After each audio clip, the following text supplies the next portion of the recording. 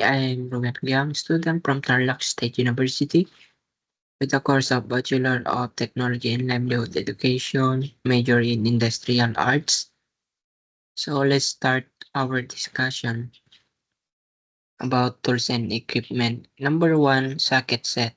Ang socket set ay isang koleksyon ng mga tool na ginagamit upang mag-tighten o mag-loosen ng mga bolts, nuts at iba pang fasteners.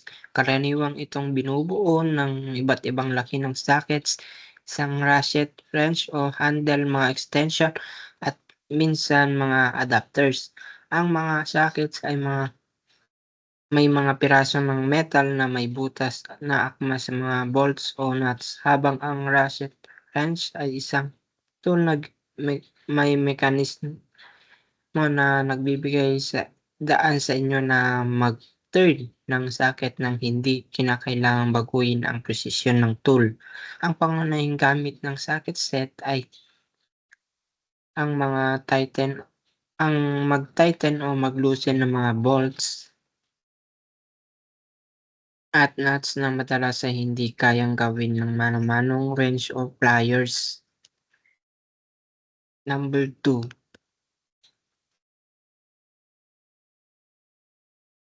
ratchet. Ang ratchet ay isang uri ng tool na may mekanismong nagpapahintulot sa isang bahagi ng tool, karaniwang isang wrench o socket wrench na mag-turn sa isang direksyon, ngunit hindi sa kabaligtaran. Ito ay may internal mechanism na tinatawag na ratchet mechanism na nagbibigay daan sa tool na mag-rotate ng tuloy-tuloy sa isang direksyon o mag-lock o hindi mag-rotate kapag tinangkang i-turn sa kabaligtaran na direksyon. Ang ratchet ay ginagamit upang madaling i-turn ang mga nuts, bolts at iba pang mga fasteners. Hindi mo na kailangang alisin ang tool mula sa fastener pagkatapos ng bawat turn, kaya mabilis ang trabaho. Number 3 is wrench set. Ang wrench set ay isang koleksyon ng mga iba't ibang uri ng wrenches o mga kasangkapang ginagamit upang mag-tighten o mag-loosen ng mga bolts, nuts at iba pang mga fasteners. Karaniwan ang wrench set ay binubuo ng iba't ibang laki at klase ng wrenches tulad ng adjustable wrench, open-end wrench, box-end wrench at iba pa. Number 4, pliers. Ang mga pliers ay isang uri ng tool na may dalawang hinge na hawakan at isang metal na panga na ginagamit upang magsagawa ng iba't ibang gawain tulad ng panghawak, pagpipinch, pagpuwersa o panggalaw ng mga anong pliers ay maaaring at ibang disenyo. Depende sa kung ano ang layunin nito, gaya ng flat serrated, may mga pangkaskas o may cutting edge. Ang ginagamit ang pliers upang hawakan at kontrolin ang mga maliliit o masyadong mahirap hawakan ng mga bagay. Next, screwdriver. Ang screwdriver ay isang tool na ginagamit upang mag-turn ng mga screws, tornilyo. Karaniwan itong may hawakan na gawa sa kahoy, plastik, metal.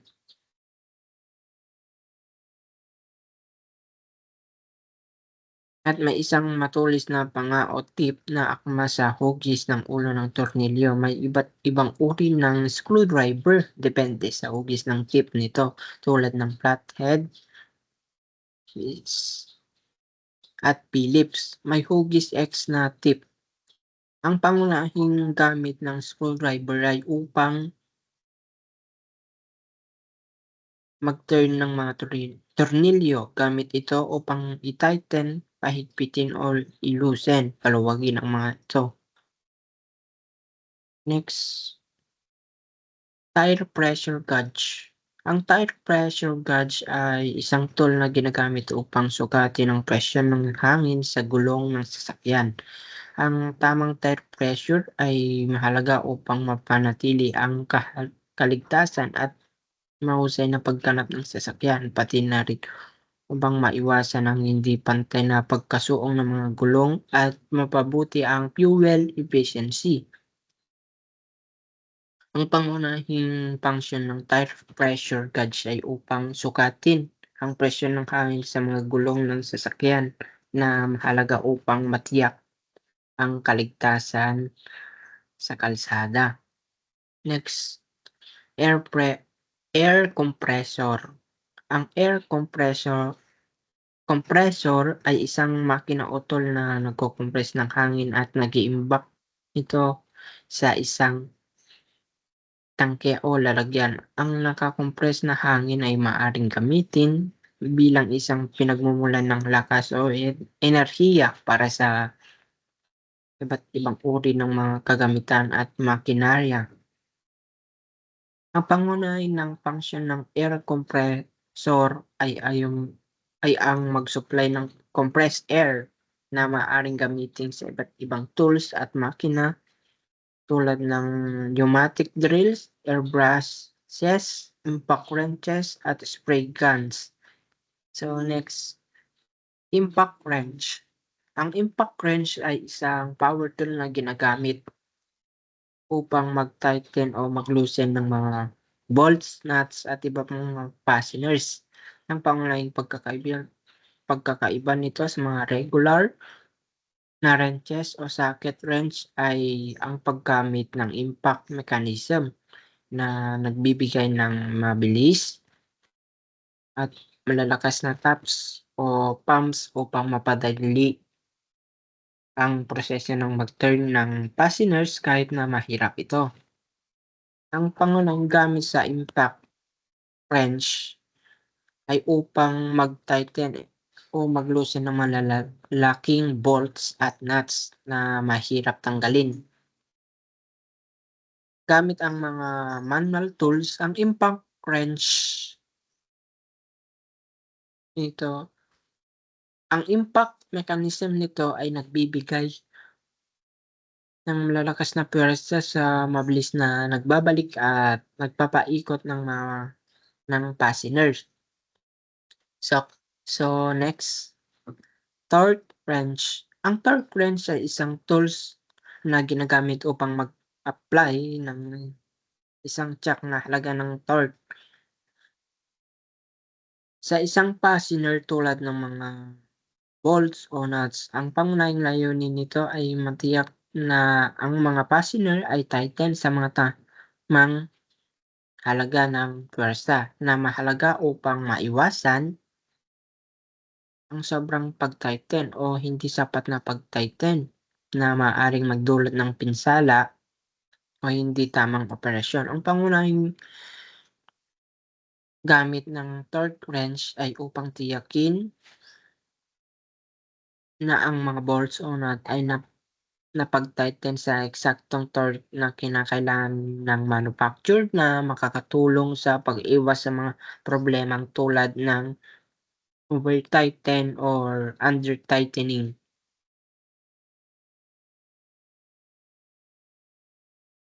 Next, ang multimeter ay isang tool na ginagamit upang sukatin ang iba't ibang electrical properties tulad ng voltage, current, at resistance.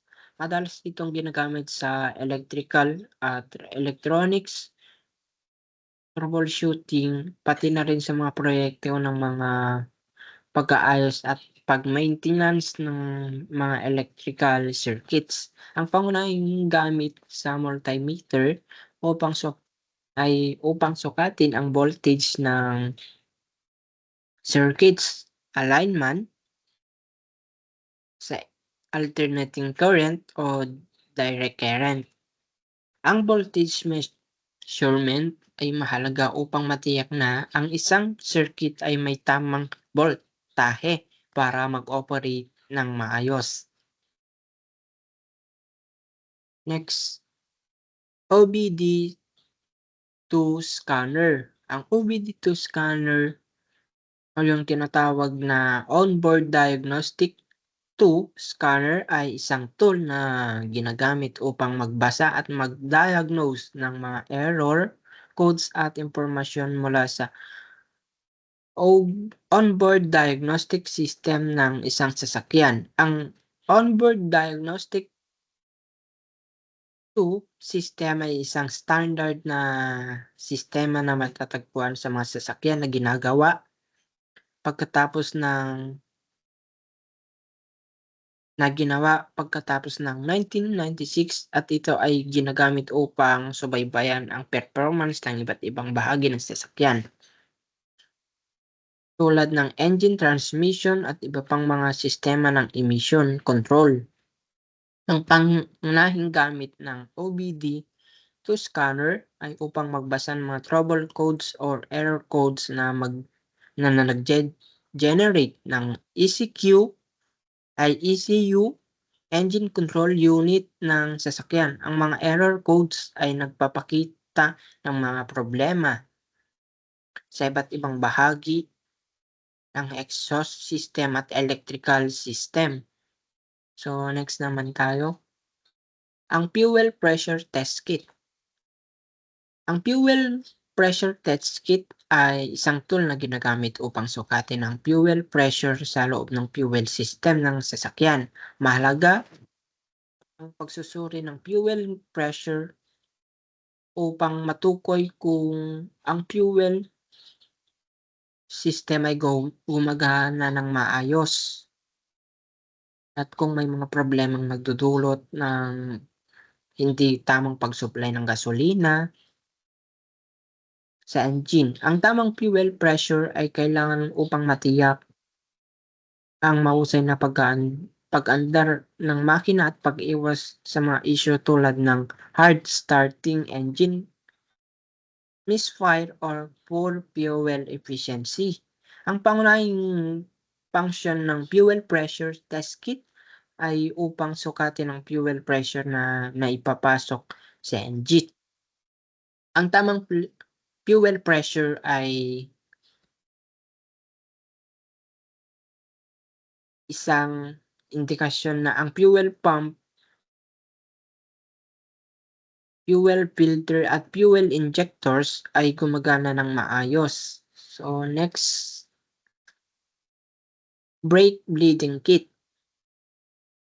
Ang brake bleeding kit ay isang tool na ginagamit upang tanggalin ang air bubbles o air pockets mula sa braking system ng sasakyan. Kapag may hangin sa brake lines, maaari itong magdulot ng pagkawala ng brake pressure na maaring magresulta sa pagbaba ng braking efficiency at maging sanhi ng panganib sa kaligtasan. Ang brake bleeding kit ay tumutulong sa proseso ng brake bleeding kung saan tinatanggal ang hangin, pinapalitan ito ng brake fluid at upang matiyak na ang braking system ay gumagana ng maayos. Ang pangunahing function ng brake bleeding kit ay alisin ang hangin na nakulong sa brake lines na maaaring magdulot ng spoggy at hindi tamang brake feel kapag ginagamit ang preno. So, yun ang function ng brake bleeding kit. Next, suspension tester. Ang suspension tester naman ay isang tool na ginagamit upang suriin ang kondisyon ng suspension system ng isang sasakyan. Ang suspension system ay may mahalagang papel sa pagpapabuti ng comfort ng pagmamaneho at pagkakaroon ng tamang control sa sasakyan. Ang suspension tester ay tumutulong sa pag-check ng mga components ng suspension tulad ng shocks, struts, springs, at iba pang bahagi upang tiyakin na gumagana sila ng maayos at walang sira. Ang pangunahing function ng suspension tester ay ginagamit upang matukoy kung saan ang shocks, absorbers at struts ay nasang tamang kondisyon. Kung ang mga ito ay maluwag o may mga sira, maaaring magdulot ng Ito maaaring hindi magdulot ng tamang dampening at hindi magandang handling ng sasakyan. So, next naman tayo. Ang wheel cocks ay mga malalaking piraso ng matigas na material tulad ng goma, kahoy, pangpigilan ang sasakyan o anumang makina na gumagalaw o mag-roll kapag ito ay nakaparada. Ang mga ito ay karaniwang inilalagay sa ilalim ng mga gulong ng sasakyan na nakapark sa mga incline o hindi pantay na ibabaw. Ang pangunahing function ng wheel cocks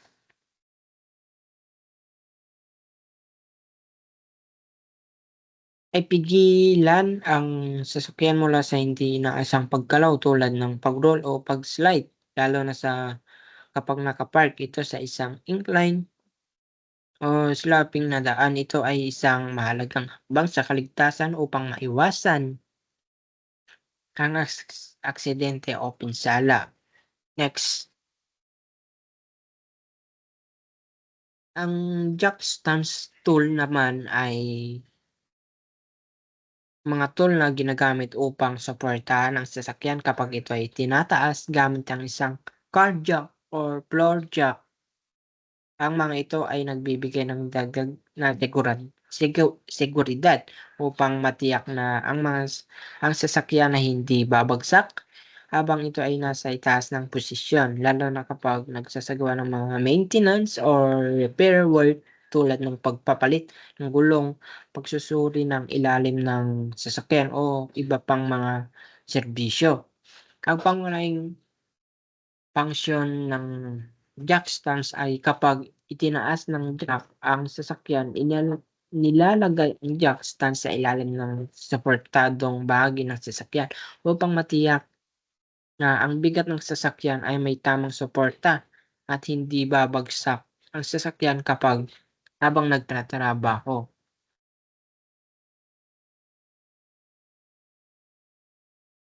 So next, ang hydraulic jack tool naman ay isang uri ng jack na gumagamit ng hydraulic pressure upang itaas ang mga mabibigat na bagay tulad ng sasakyan. Ito ay isang uri ng lifting tool na kadalasang ginagamit sa mga automotive repair, pagbabago ng gulong o iba pang maintenance na nangangailangan ng mataas na kapasidad sa pagtaas ng bigat. Ang pangunahing layunin ng hydraulic jack ay ang magbigay ng kakayahang itaas ang mabibigat na bagay tulad ng sasakyan gamit ang hydraulic fluid at ang prinsipal na Pascal law na inilalapat sa isang fluid ay naipapasa sa buong system. Next, lug wrench. Ang lug wrench tool naman ay isang tool na ginagamit upang tanggalin at higpitan ang mga lug nuts na nakakabit sa gulong ng sasakyan. Karaniwang itong ginagamit sa mga sitwasyon tulad ng pagpapalit ng gulong o mga emergency tire repair. Ang lug nuts ay ang mga piraso ng hardware na naghahawak ng gulong sa axle ng sasakyan at ang lug wrench ay nagbibigay ng kinakailangang lakas upang alisin o higpitan ang mga ito. Ang pangunahing function ng lug wrench ay upang alisin o higpitan ang mga lug nuts na humahawak sa gulong ng sasakyan.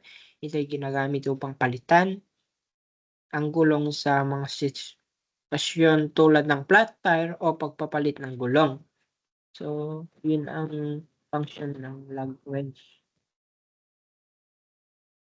So,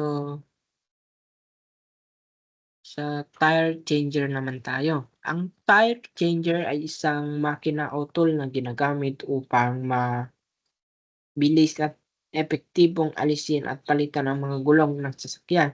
Karaniwang ginagamit ito sa mga auto repair shops tire shafts at mga garay upang magpalit ng mga gulong ng sasakyan, lalo na kapag maraming sasakyan ang kailangang ayusin o may mga malalaking gulong na kailangang alisin ng mano-mano.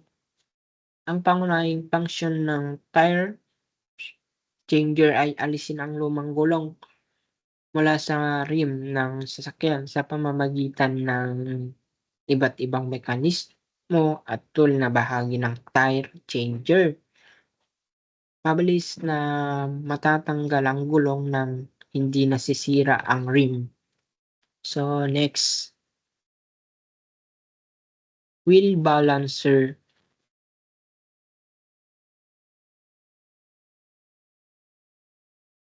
Ang wheel balancer naman ay isang makina na ginagamit upang tiyakin na ang gulong at ang rim ng sasakyan ay may tamang balanse. Kapag ang gulong ay hindi tama ang pagkakabalanse, maaari itong magdulot ng vibration, hindi pantay na wear sa gulong at problema sa handling ng sasakyan. Ang wheel balancer ay ginagamit upang ayusin ang mga hindi pagkakapantay-pantay na bigat ng gulong at rim. Ang pangunahing function ng wheel balancer ay upang matukoy kung ang gulong at rim ay ng sasakyan ay may hindi tamang balanse. Kapag ang gulong ng inilagay sa makina, ito ay pinaikot upang makita kung may mga bahagi ng gulong na mabigat o magaan kaysa sa ibang bahagi. Next, ang Allen key naman ay kilala rin bilang hex key. Ay isang maliit na tool na may hexagonal shape, 6 na gilid na ginagamit para mag-tighten o maglusin ng mga hexagonal screws o bolts. Karaniwan itong ginagamit sa mga kagamitan o bahagi na may hexagonal na fasteners na kailangang iikot gamit ang ordinaryong screwdriver. Ang pangunahing function ng Allen key ay upang mag-tighten, paigpit o mag-loosen ng mga screw at bolts na may hexagonal na butas sa kanilang ulo. Ang mga ganitang fastener ay madalas gamitan sa mga piraso ng furniture, makina, sasakyan at iba pa. So next, cleaning tray. Ang cleaning tray ay isang lalagyan o tray na ginagamit upang magtipon ng mga bagay na nililinis, karaniwang sa mga mechanical o automotive na trabaho. Madalas itong ginagamit upang mag-imbak ng mga piraso ng makina, mga tool o anumang mga bahagi habang isinasagawa ang paglilinis o pag-aayos. Ito ay tumutulong upang mapanatili ang kalinisan ng lugar ng trabaho at maiwasan ang pagkawala o pagkasira ng mga maliliit na bahagi. Ang function ng cleaning tray ay ginagamit upang mag-imbak ng mga maliliit na piraso ng mga kagamitan o bahagi tulad ng mga bolts at nuts o gears. Habang isinagawa ang paglilinis, pinipigilan nito ang pagkawala ng mga bahagi at tumutulong sa pag-aayos ng mga ito. So next, ang filler gauge ay isang tool na ginagamit upang sukatin ang makitid na puwang o clearance sa pagitan ng dalawang bahagi ng makina tulad ng mga valve clearance, spark plug gaps at iba pang bahagi na nangangailangan ng tumpak na pagsukat ng puwang. Karaniwan itong binubuo ng isang hanay ng manipis na metal na piraso, blades na may iba't ibang kapal at o techniques na nakalagay sa isang set. Ang pangunahing layunin ng filler gauge ay upang sukatin ang makiting na gap o clearance sa pagitan ng mga bahagi ng makina. Halimbawa, ginagamit ito upang sukatin ang gap ng mga bolt ng mga valve o spark plugs ng sasakyan upang matiyak na ang mga ito ay naayon sa mga inirekomendang sukat para sa tamang operasyon ng makina.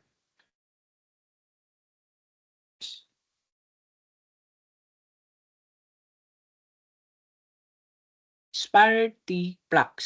Ang T-handle spanner or T-handle wrench ay isang uri ng wrench na may T-shape na hawakan na nagbibigay ng mas mataas na lever edge at control kapag ginagamit.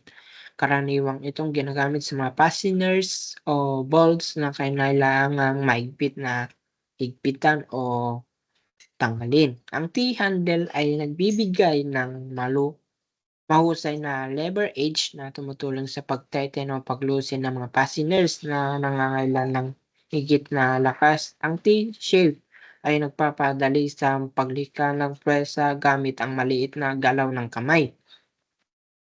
Next, adjustable wrench. Ang adjustable wrench naman ay kilala rin bilang crescent wrench ay isang uri ng wrench na may adjustable na bukasan na dulo na nagbibigay daan para magamit ito sa iba't ibang laki ng nuts at bolts. Ang adjustable wrench ay may mekanismo na nagpapahintulot na baguhin ang lapad ng bukasan ng wrench upang magkasya sa iba't ibang laki ng fasteners. Ang pangunahing function ng adjustable wrench ay ang kakayahang baguhin ang lapad ng bukasan upang magkasya sa iba't ibang laki ng nuts, bolts at iba pang fasteners sa pamamagitan ng pag-adjust ng isang turnable screw mechanism. Ang wrench ay isang maaring palakihin o paliitin ang bukasan ayon sa laki ng fasteners. Spanner ring set. Ang spanner ring set ay isang koleksyon ng mga spanner tools na may mga espesyal na hugis at disenyo upang magamit sa mga nuts, bolts o fasteners na may kakaibang anyo o configuration. Karaniwang ginagamit ang spanner ring para sa mga fasteners na may internal o external notches o grooves na hindi kayang hawakan ng mga ordinaryong wrenches. Ang spanner ring set ay ginagamit upang alisin o ikabit ang mga fasteners na may espesyal na hugis tulad ng mga internal grooves sa loob ng nuts o bolts o internal notch sa labas ng nut o bolt. Ang mga spanner ring ay mga paang na umaakma sa mga groove na ito ay kayang nagbibigay ng tamang grip. Next. Spark plug spanner. Ang spark plug spanner ay isang uri ng wrench o tool na ginagamit upang mag-install, mag-alis o mag-adjust ng mga spark plugs sa mga makina tulad ng mga sasakyan, motorsiklo, o iba pang mga engine. Ang spark plug spanner ay may espesyal na disenyo upang magkasya sa hugis ng spark plug na madalas may hexagonal o tubular na anyo.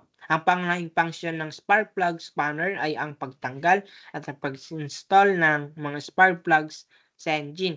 Ang tool na ito ay nagbibigay ng sapat na leverage upang maayos na matanggal o mailagay ang spark plug nang hindi masisira ang mga ito o ang mga threads na engine.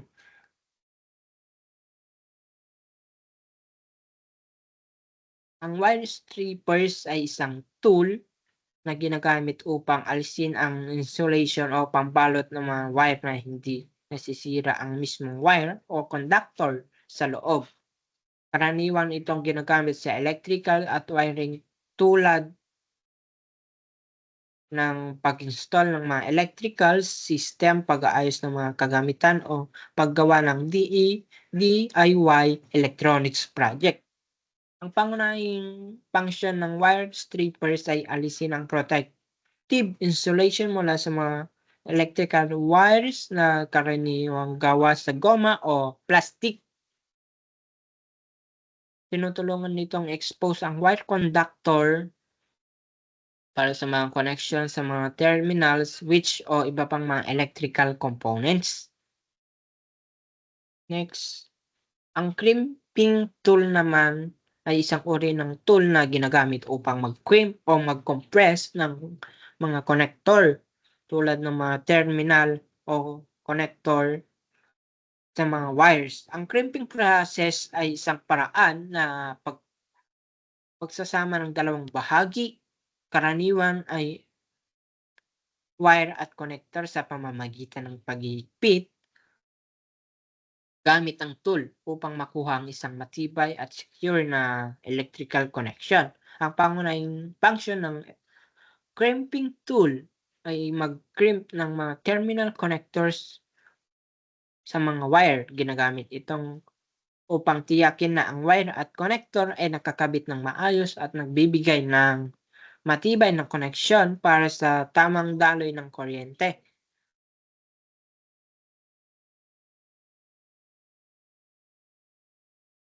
Next,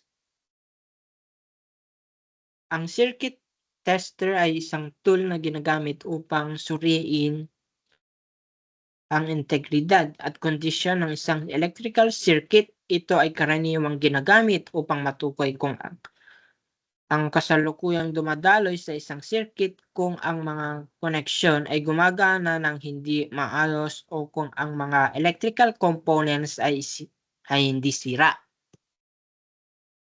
Ang function ng circuit tester ay ang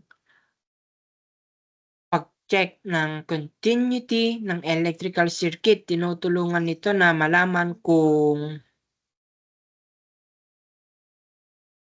may daloy ng kuryente mula sa isang bahagi ng circuit patungo sa iba pang bahagi. Kung walang continuity, ibig sabihin may sirang wire or connection.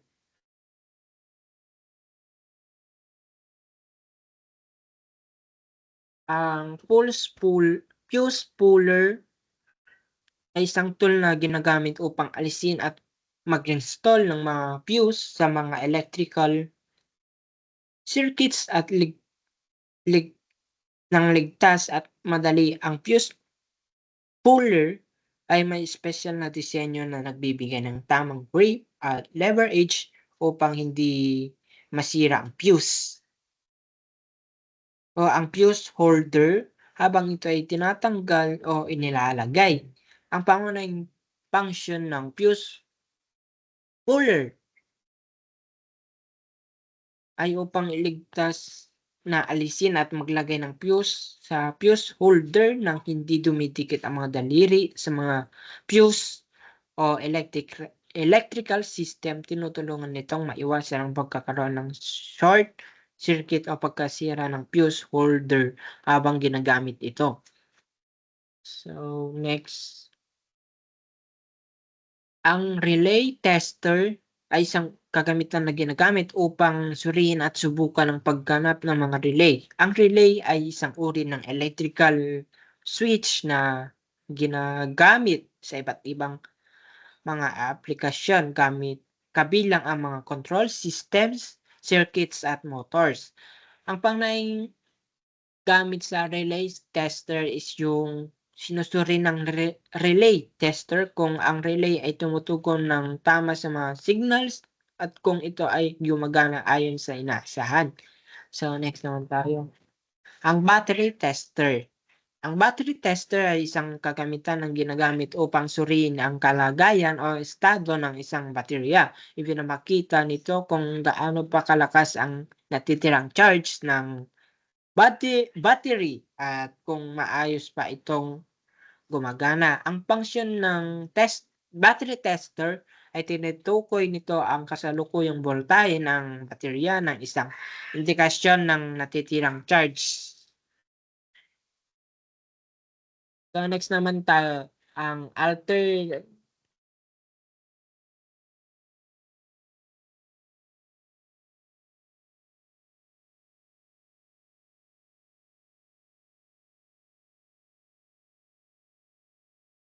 Alternator tester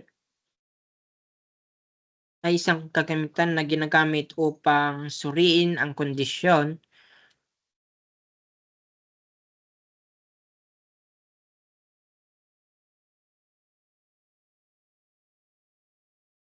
at pagganap ng alternator ng isang sasakyan o iba pang makina. Ang alternator ay responsable sa pag-charge ng baterya at pagpapagana ng battery electrical system ng sasakyan habang ito ay tumatakbo.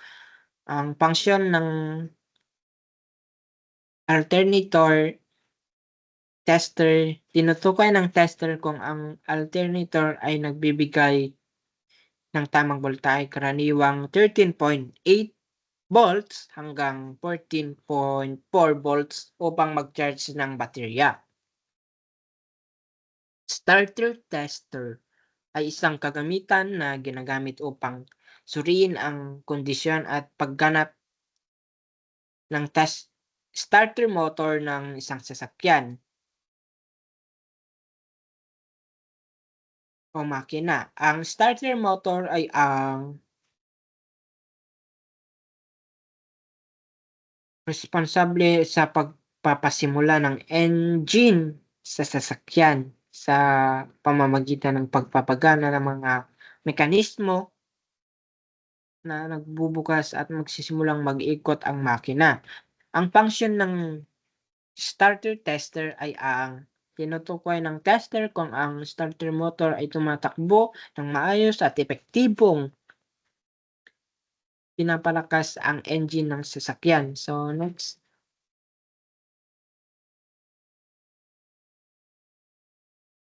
fuel system pressure test kit. Ang fuel system pressure test kit ay isang kagamitan na ginagamit upang sukatin at suriin ang pressure sa fuel system ng isang sasakyan o makina. Ang fuel pressure ay isang mahalagang aspekto upang matiyak na ang fuel system ay gumagana ng maayos, nagbibigay ng tamang dami ng gasolina sa engine at walang mga leak o blockage sa system. Tinutukoy ng test kit kung ang pressure sa fuel system naayon sa rekomendadong level na tinakda sa manufacturer, karaniwang sa mga sasakyan na sa 40-60 PSI ang normal na fuel pressure.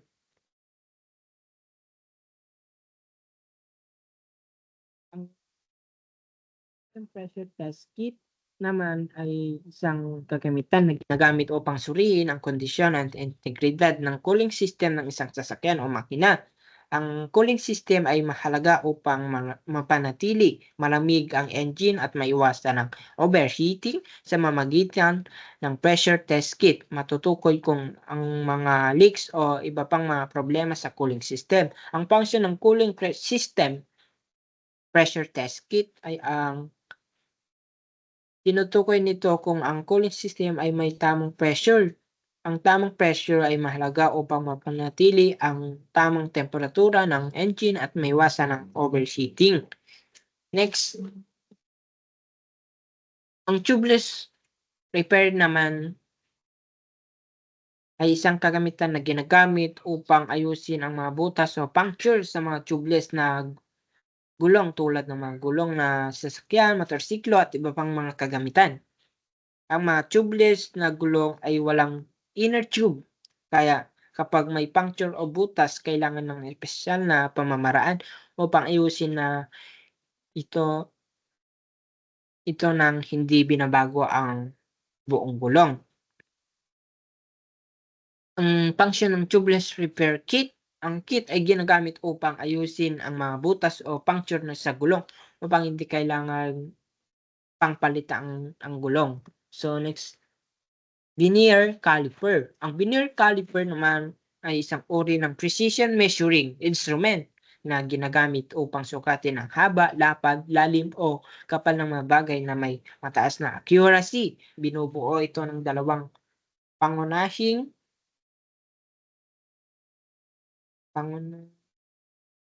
bahagi o main scale at ang sliding scale. Ang binary scale na nagbibigay ng mga tumpak na sukat kaya sa karaniwang ruler o tape measure. Ang function ng vernier caliper ay ang ginagamit ito upang sukatin ang mga external dimension tulad ng diameter o haba at internal dimension tulad ng lapad ng butas ng mga bagay. So next, ang vice grip naman ay isang uri ng adjustable locking pliers na ginagamit upang maghawak, mag-ikli o maghawak ng mga materials na mahirap hawakan gamit ang mga regular na mga pangkabit. Ang mga vice grip ay may mekanismo na naglalak sa mga jaws nito kaya maaari itong mag-hold ng material na matatag nang hindi kinakailangan hawakan ng kamay.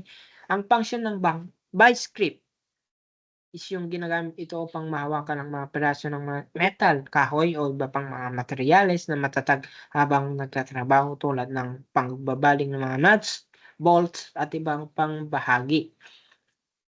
Next. Ang drilling machine ay isang uri ng makina na ginagamit upang mangbutas o mag-drill ng mga materyales tulad ng metal, kahoy, plastic at iba pang mga materyales. Karaniwan itong ginagamit sa mga industrial na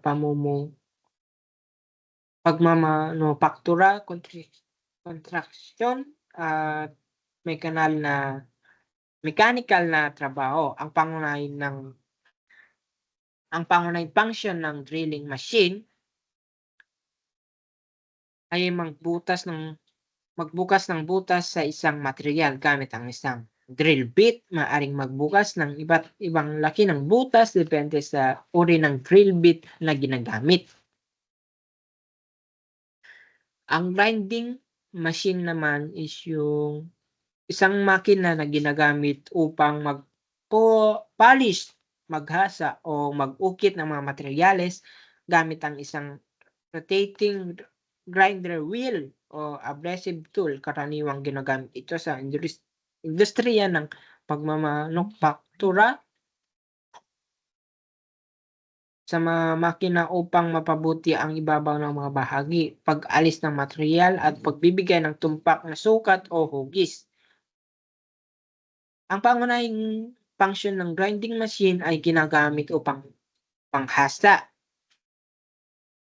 ng mga bahagi ng metal o iba pang mga materyales upang mapabuti ang kanilang ibabaw o matanggal ang mga kalawang at iba pang mga impurities. So next,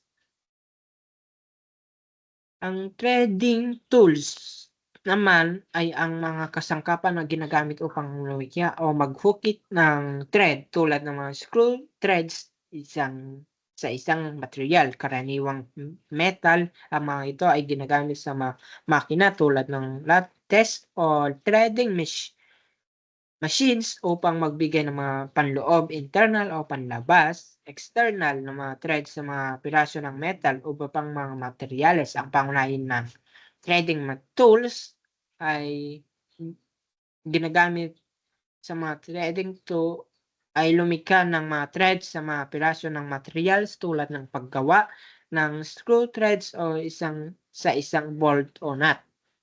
Next, ang acetylene torch ay isang kagamitan na ginagamit sa pagputol, pagsasanib at paghihinang ng mga metal gamit ang isang apoy na mula sa oxygen at acetylene na mga gas. Ang torch na ito ay naglalabas ng mataas na temperatura. Kaya ginagamit ito sa mga industrial na aplikasyon tulad ng welding, metalworking at cutting. Ang pangunahing function ng oxyacetylene torch, ginagamit ang torch upang magputol ng mga makakapal na metal tulad ng bakal at iba pang ferrous metals. Pinapalakas ng mataas na init mula sa torch ang metal upang matunaw at makat ng maayos. Next, wire brushes. Ang wire brushes ay isang uri ng tool na binubuo mga metal na brickless o wires na nakakabit sa isang hawakan. Ginagamit ito pang mag-alis ng kalawang, pintura, dumi at iba pang mga contaminant sa mga metal na ibabaw, pati na rin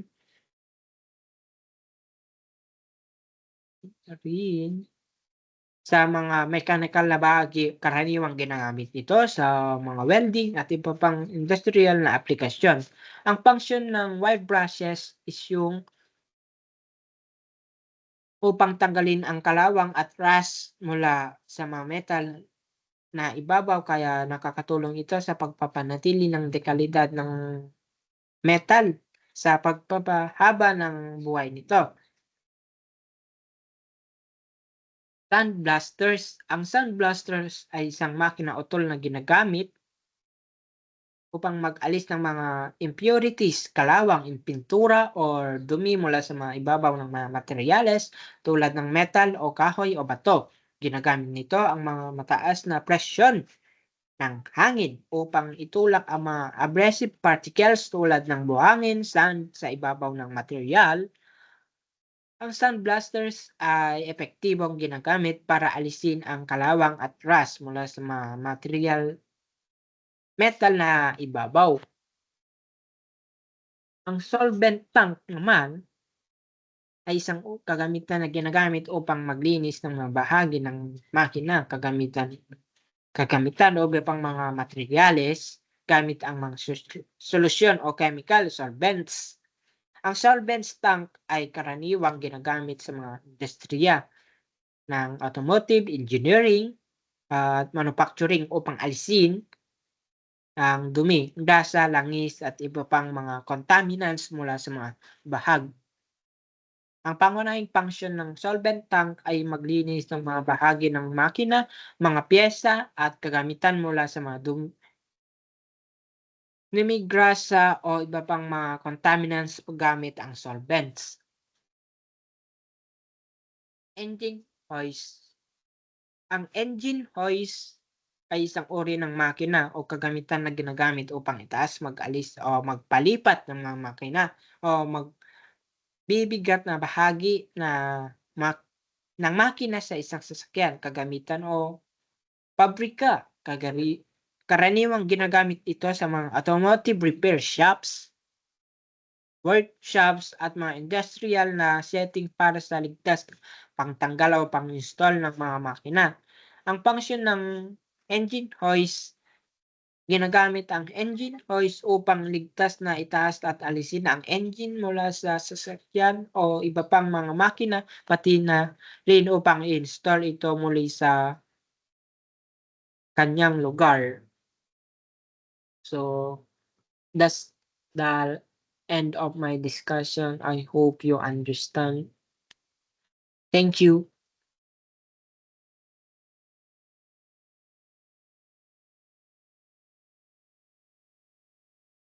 Goodbye.